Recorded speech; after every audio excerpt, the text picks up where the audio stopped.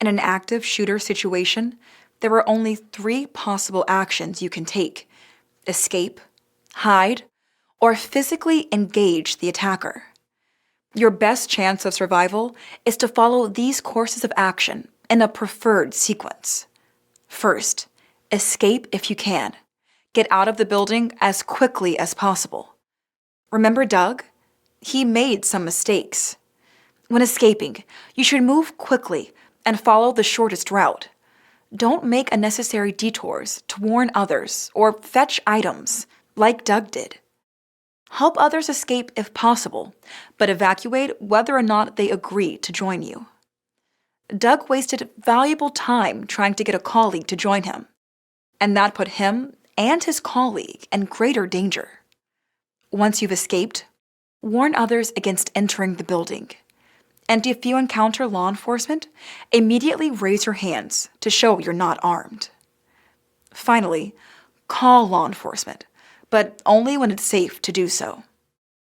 Doug was unwise to call 911 before he was out of the building. This meant he was slower in getting to safety, and the sound of the call could have alerted the shooter to his presence. When it's safe to call 911, give the location of the incident and other useful information. For example, the number of shooters, their appearance and weapons, whether a shooter is an ex-employee or stranger, and details about any victims. If escape isn't possible, your next best option is to hide in a secure location. Beth tried to hide, but like Doug, she made some mistakes. As much as you can, avoid hiding in a restricted place. Beth had nowhere else to run, so she was cornered by the attacker. Find a lockable room, and then lock and blockade the door. Turn out the lights, close the blinds, and silence your phone. If you're with others, spread out and develop a plan for if the shooter gains entry. Be as quiet as possible.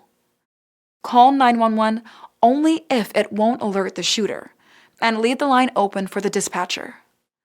The third and final course of action is to neutralize the threat by physically engaging the shooter.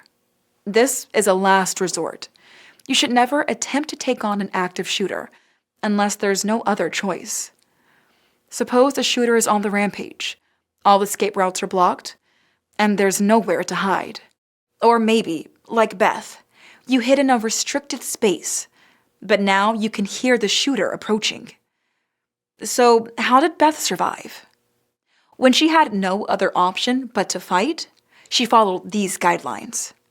Don't hesitate or attempt to negotiate.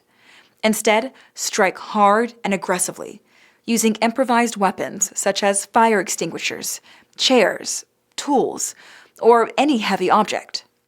And commit to your actions. Adopt an offensive rather than defensive mindset. Most people will never be involved in an active shooter situation. But if you are, reacting fast and in the right way, by escaping, hiding, or neutralizing the threat, is your best chance of surviving. Now let's pause so you can answer some practice questions.